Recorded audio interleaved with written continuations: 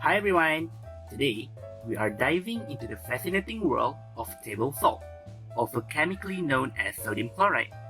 It's that simple yet essential compound that adds flavor to our food and plays a crucial role in our daily lives.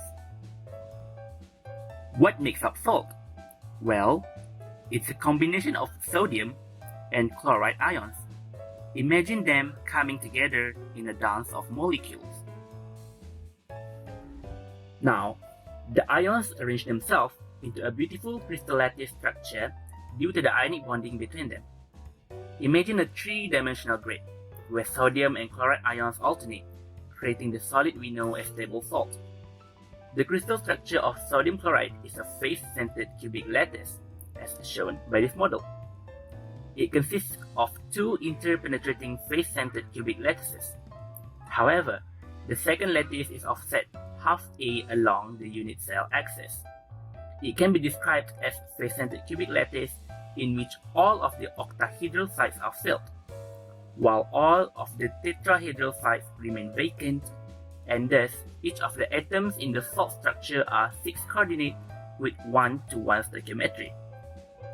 Only those ions joined by lines touch each other. The sodium ion in the center is being touched by 6 chloride ions. By chance, we might just as well have centered the diagram around a chloride ion that, of course, would be touched by 6 sodium ions. Face-centered cubic has the atomic packing factor of 0.74, meaning that 74% of the crystal structure is filled with the ions. The density of sodium chloride is 2.17 gram per centimeter cube, while its solubility in water at 25 degrees Celsius is 360 gram per liter. The structure is organized and rigid due to the balanced forces of repulsion and attraction among the ions, leading to the formation of a stable crystal lattice. Now, let's jump into the fun part, making our own crystal salt at home.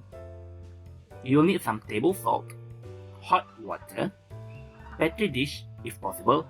In my case, I just use container tops, and a container. First, dissolve the salt in hot water. Add salt as much as possible until it cannot dissolve anymore. You can stop when you can see a little precipitation is left at the bottom of the container. Let the solution rest for a few hours to let it stabilize. Pour the solution into the dishes and let it cool. As it cools, the salt molecules will begin to come together, forming our very own salt crystal. Make sure to choose a clean container. Be patient with the cooling process, and if your crystal is not forming, try adjusting the salt concentration. We may need a few days to wait for our crystals to form. Now let's move on to the exciting part. Ta-da! Look at this beauty! The crystal I made earlier. It's amazing how something so simple can be so stunning. We can see that the crystals are flattened cube-shaped. If the solution is given enough time to evaporate, nice and regular shaped crystal like this can be obtained.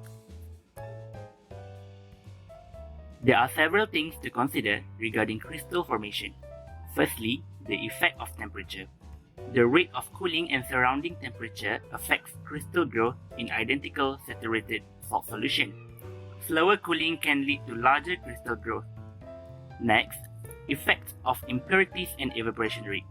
We need to maintain the suitable evaporation rate to avoid our solution from hyper-evaporation, which may cause our crystal to badly form like this. The solution must also be free from impurities that can disturb crystallization process. Then, uniformity of crystal shape.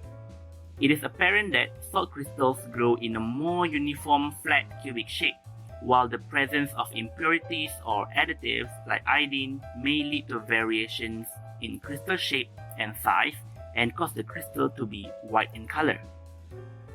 Lastly, crystallization behavior.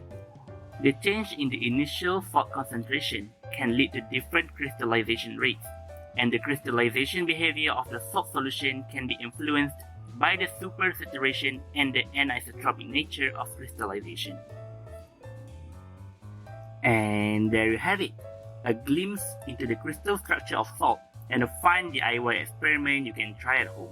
We have seen the process of crystal formation due to the strong ionic bonding between sodium and chloride ions, which results in a face-centered cubic lattice and gives us our beautiful crystals. Thanks for joining me for today.